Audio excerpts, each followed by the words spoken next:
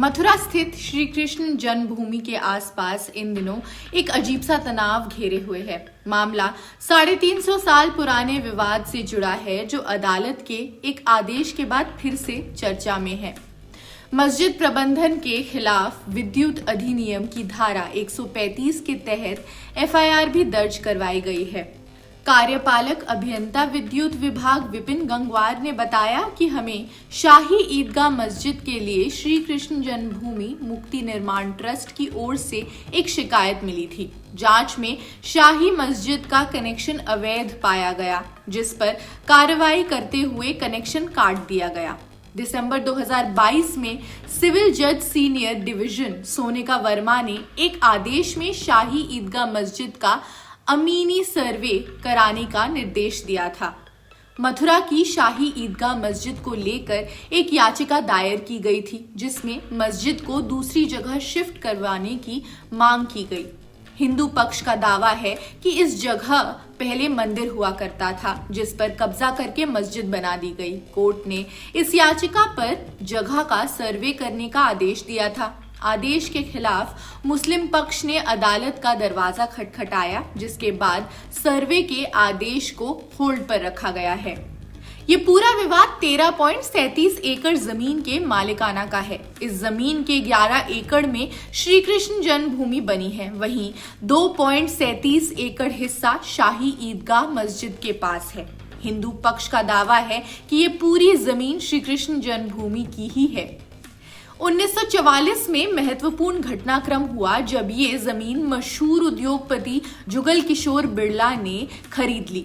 सौदा राजा पट्नीमल के वारिसों के साथ हुआ था। इस दौरान देश आजाद हुआ और 1951 से श्री कृष्ण जन्मस्थान ट्रस्ट बना, जिसे ये जमीन दे दी गई। ट्रस्ट ने चंदे के पैसे से 1953 में जमीन पर मंदिर का निर्माण शुरू किया, जो 1958 तक चलता रहा। 1958 में एक नई संस्थान बनी, जिसका नाम था श्री कृष्ण जन्मस्थान सेवा संस्थान। इसी संस्थान ने 1968 में मुस्लिम पक्ष के साथ एक समझौता किया।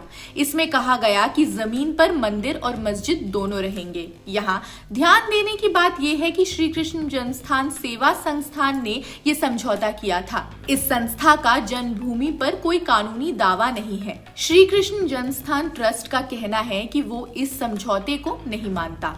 मंदिर मस्जिद को लेकर दावे तो काफी समय से किए जा रहे थे, लेकिन अयोध्या पर फैसले के बाद इस मामले को हवा मिलनी शुरू हुई। अयोध्या पर सुप्रीम कोर्ट में राम मंदिर के पक्ष में फैसला आया। उसके बाद ही काशी और मथुरा को लेकर आवाज उठनी शुरू हो गई। अयोध्या तो झांकी है, काशी मथुरा बाकी है।